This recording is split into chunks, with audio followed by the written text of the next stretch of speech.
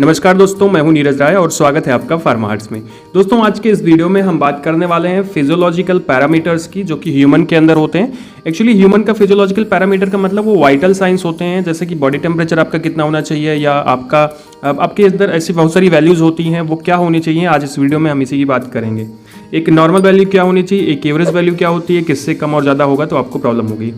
तो आज हम बात करेंगे इस वीडियो में जैसे बॉडी टेम्परेचर के बारे में, pulse rate, heart rate, respiration rate, blood pressure, pulse pressure, blood volume, haemoglobin level, pH body का कितना होता है। एक्चुअली पीएच जो होता है वो ब्लड का पीएच होता है, ब्लड शुगर लेवल की, ऑक्सीजन लेवल की, बॉडी मास इंडेक्स की, और लास्ट में हम लोग बात करेंगे एचआरसीटी वैल्यू की।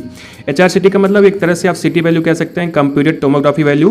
कहने का मतलब एक ऐसी जांच जो कि कोरोना में आपको अक्सर देखने को मिल रही है कि कोरोना वाले डिजीज में क्या है कि जब आपका फेफड़ा खराब हो जाता है तो सीने का मतलब चेस्ट का हम लोग सीटी स्कैन करवाते हैं। आपने बहुत सुना होगा, पहले उतना नहीं सुना होगा लेकिन अब ज़्यादा सुना होगा। तो ये वीडियो आपके लिए बहुत ज़्यादा हेल्पफुल होने वाला है, तो लास्ट तक देखिए। लास्ट में हम आपको कोरोना से रिलेटेड वो जांच के बारे में बताएंगे। तो चलिए शुरुआत करते हैं आज के इस वीडियो की। और सबसे पहली चीज़ यहाँ पे आती है ब्लड, आपका बॉडी टेम्परेचर। एक्चुअली देखो, बॉडी टेम्परेचर आपको पता होना चाहिए और बहुत सारे लोगों को पता होता है, लेकिन तब भी बहुत सारे ऐसे होते हैं जिनको नहीं पता होता। जैसे एक बॉडी टेम्परेचर आपका नॉर्मल होता है, एक एवरेज होता है। मैं आपको एक चीज़ बताऊं कि एक एवरेज हम लोग किताब कॉपी में पढ़ करके लिखते हैं, वो एवरेज होता है। और मेडिकल के अंदर जब हम प्रैक्टिकल करते हैं तो प्रैक्टिकल में एवरेज नहीं होता, वो एक नॉर्मल सा होता है। कि कहने का मतलब इससे लेकर के इससे, एक मेडिकल के अंदर ये चीज़ होती है, मतलब कुछ वेरिएशन होना चाहिए।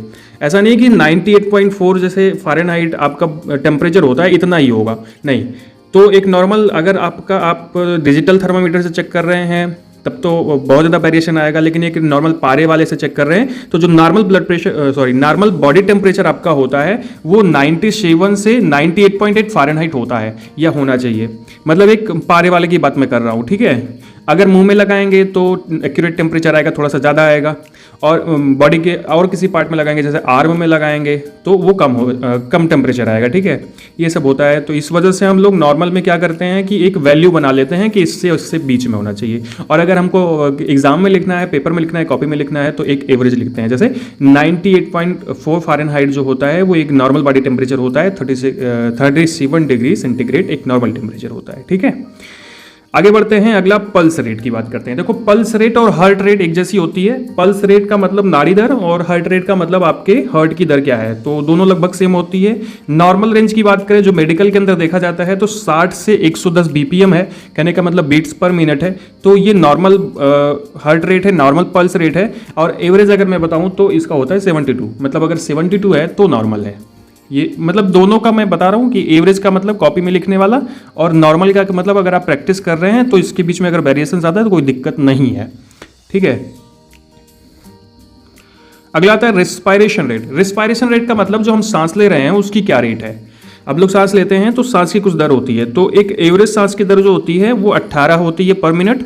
18 बीट्स अगर पर मिनट है तो कोई दिक्कत नहीं, 18 बार सांस ले रहे हैं। या फिर एवरेज की बात करें तो 12 से 20 है तो कोई दिक्कत नहीं है, लेकिन अगर 20 से ज़्यादा होती है तब ये दिक्कत हो सकती है, आपको डॉक्टर से सलाह लेनी पड़ेगी। कम होती है तब तो भी आपको आसानी से तुरंत आपको पता ही लग जाएगा और आप जाके डॉक्टर को दिखाएंगे ही, ठीक है। तो एक नॉर्मल 12 से 20 होता है, एवरेज जो होता है वो 18। अगला है ब्लड प्रेशर। ब्लड प्रेशर के बारे में अच्छे से पता होगा। एक नॉर्मल ब्लड प्रेशर तब माना जाता है जब आप मशीन से चेक कर रहे हैं स्फिग्मोमैनोमीटर से और आपका ब्लड प्रेशर 100/70 से 125/80 mm/Hg आ रहा है तो कोई दिक्कत नहीं है। अगर आप डिजिटली नाप रहे हैं, डिजिटल मशीन से नाप रहे हैं तो 130/80 आता है तब भी कोई दिक्कत नहीं, मतलब ऊपर वाला 130 आ जाता है तो कोई प्रॉब्लम नहीं है, नॉर्मल है। तो नॉर्मल के लिए 100 से लेकर के 130, ठीक है। ऊपर वाला, नीचे वाला 70 से 80, अगर इतना है तो इसको हम लोग बोलते हैं नॉर्मल ब्लड प्रेशर। और अगर एवरेज की बात करें तो 120/80 mm/Hg होता है, जो कि हम नॉर्मली जानते हैं, जो बुक्स में लिखा होता है। जबकि जो मैंने पहले बताया वो प्रैक्टिकल नॉलेज के लिए है।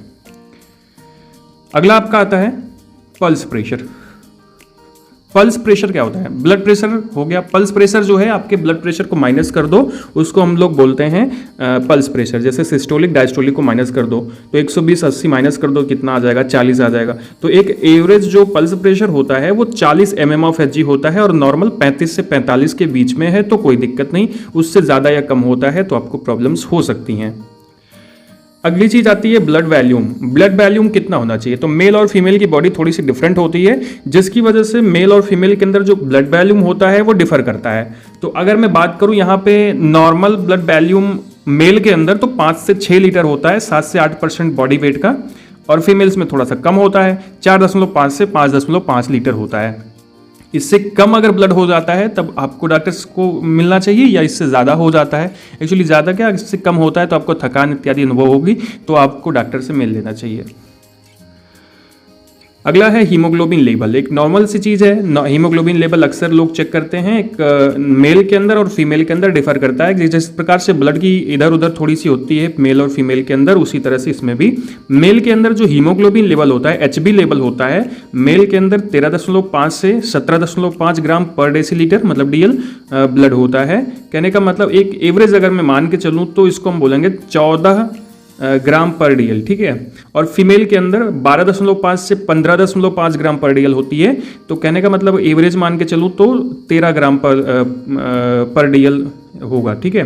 तो ये होता है एक normal haemoglobin level in the human body, ठीक है। आगे बढ़ते हैं, पीएच क्या होता है बॉडी का। तो मैंने बताया कि जो ब्लड का पीएच होता है वो आपके बॉडी का पीएच होगा। ये कितना होना चाहिए? ये होना चाहिए आपका नॉर्मल जो है वो 7.35 से 7.45 होना चाहिए। इसके बीच में है तो कोई दिक्कत नहीं है, और अगर एवरेज की बात करें तो 7 होना चाहिए। तो अगर 7 है तो एक नॉर्मल सा ब्लड है आपका, कोई दिक्कत नहीं है। नेक्स्ट की बात करते हैं हम ब्लड शुगर लेवल की, जो बहुत ज़्यादा ज़रूरी है। ब्लड शुगर लेवल की बात करें तो 2 प्रकार से जांच होती है। एक होती है फास्टिंग शुगर लेवल, मतलब खाना खाने से पहले, और एक PP शुगर लेवल, कहने का मतलब खाना खाने के 2 घंटे बाद। तो खाना खाने के 2 घंटे पहले, खाना खाने के पहले की बात करें तो जो इसकी वैल्यू होती है ये 70 से 100 के बीच में होनी चाहिए। मतलब 70 से 100 के बीच में है अगर मिलीग्राम पर DL, तो ये एक नॉर्मल वैल्यू है फास्टिंग शुगर की। और अगर मैं बात करूँ यहाँ पे PP शुगर की, PP का मतलब होता है कि खाना खाने के बाद, ठीक है। तो ये होना चाहिए 70 से 140 के बीच में। इससे कम है तो हाइपोग्लाइसीमिया हो सकता है, ज़्यादा है तो हाइपरग्लाइसीमिया हो सकता है, डायबिटीज़ होने के खतरा होता है, ठीक है। तो ये एक नॉर्मल आपको मैंने बता दिया कि ब्लड शुगर लेवल क्या होना चाहिए। अगला है ऑक्सीजन लेवल। देखो ऑक्सीजन लेवल पहले उतना ज़्यादा हम लोग उतना नहीं करते थे, बाद में जब कोरोना की समस्या शुरू हुई तो ऑक्सीजन लेवल के बारे में बहुत सारी बातें होने लगी। इसको नापने के लिए हम लोग पल्स ऑक्सीमीटर का उपयोग करते हैं, अंगुली में लगा करके इसको नापा जाता है, और उससे हम लोग SpO2 नापते हैं।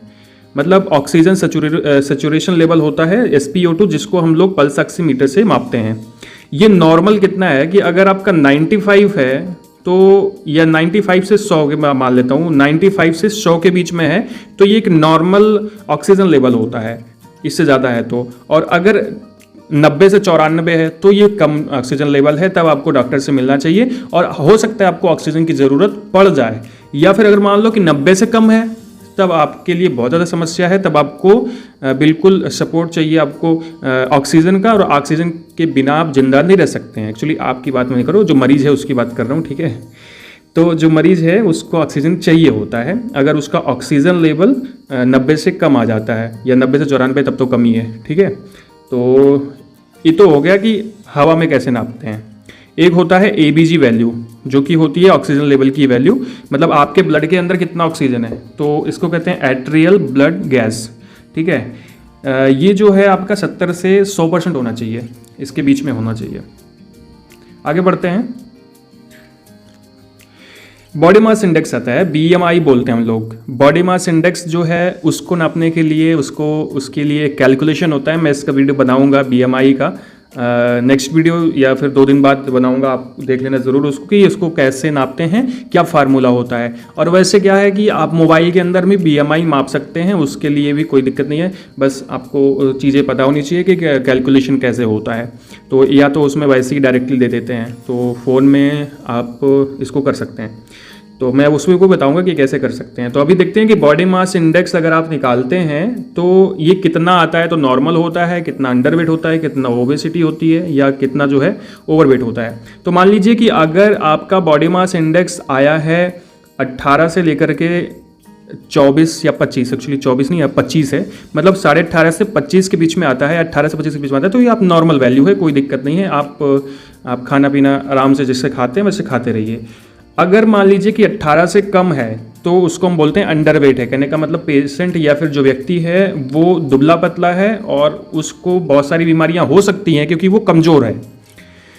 अगर 25 से ज़्यादा है, 30 से कम है, तो इसको हम लोग बोलते हैं ओवरवेट है। कहने का मतलब तुम्हें मोटापा शुरू होने वाला है अगर तुम्हारा जो है 25 से 30 के बीच में BMI आता है तो। और अगर 30 से ज़्यादा हो जाता है तो आप एक्चुअली मोटे हो चुके हो। कहने का मतलब आपके अंदर ओबेसिटी आ चुकी है, उसको कम करने के लिए आपको कुछ करना पड़ेगा, नहीं तो इससे क्या होगा कि आप बीमार पड़ सकते हो। तो अपने BMI को अगर आप नॉर्मल रखते हो तो आप जल्दी बीमार नहीं होते हो, मतलब आपकी बहुत सारी बीमारियां खत्म हो जाती हैं। तो अपने BMI को एक नॉर्मल रेंज में रखना बहुत ज़्यादा ज़रूरी है, 18 से 25 के बीच में। ये तो हो गया BMI, बॉडी मास इंडेक्स। आते हैं लास्ट में हम लोग HRCT वैल्यू पे, जिसको हम लोग बोलते हैं सिटी वैल्यू। सिटी वैल्यू या HRCT वैल्यू क्या होती है? जब कोरोना का संक्रमण नहीं था तो उतना ज़्यादा ये नहीं सुनाई पड़ता था, लेकिन आज ज़्यादा सुनाई पड़ता है। तो ये होता क्या है, पहले ये जानना ज़रूरी है। जैसे हम लोग जब CT स्कैन करते हैं तो उस कंडीशन में क्या होता है, अगर आप ध्यान दीजिए तो आपका जो लोब है, मतलब आपका जो फेफड़ा होता है उसमें होते हैं 5 लोब्स। इधर 3 होते हैं और इधर होते हैं 2, ठीक है। तो एक लोब को यहाँ पे हम लोग क्या करते हैं कि 5 रेटिंग देते हैं, यहाँ पे 5 रेटिंग देते हैं, तो टोटल रेटिंग हो जाती है 25, ठीक है। अब मान लीजिए कि CT स्कैन हुआ, मतलब HRCT वैल्यू निकाली गई, तो उस टाइम पे क्या हुआ कि अगर मान लीजिए कि आपका ये जो ऊपर वाला लोब है, या मान लीजिए कोई भी लोब है, ठीक है, मान लेते हैं हम ये वाला लोब, इस वाले लोब का 5 रेटिंग था, 5 में से इसका 2% खराब हुआ है, मतलब 5 से 2% खराब हो गया है, और ऊपर वाले में 5 था, इसका 3% खराब हो गया है, ठीक है। तो 3 2 5, इसको मतलब यहाँ पे बची कितनी, अभी आप एक मिनट रुक जाइए। तो देखिए यहाँ पे मान लो 2% खराब हो गया है, यहाँ पे 3% खराब हो गया है, इसका अपना 5 है, इसका 5, इसका 5, टोटल सही है, ठीक है। और इसका बचा है 2 और इसका बचा है 3, तो 5 से 15 और यहाँ पे बची 20, मतलब ये 5। तो आपका जो HRCT वैल्यू आई वो कितनी आ गई, यहाँ पे आप देखिएगा तो ये आपका जो बचा हुआ है ये 25 से 5 माइनस कर दो तो हो गया 20। तो आपका 20 इन्फेक्शन से बचा हुआ है, लेकिन 5 जो रेटिंग है, मतलब 5 पॉइंट जो है वो हो गया है, मतलब वो खराब हो गया है। तो कहने का मतलब जो आपकी रेटिंग आई है वो 0 से 8 के बीच में आई है, क्योंकि 5 तो आई है ना, तो आपको माइल्ड इन्फेक्शन हो सकता है। तो कहने का मतलब मेरा जो ये है कि इस तरह से हम लोग इसको निकालते हैं।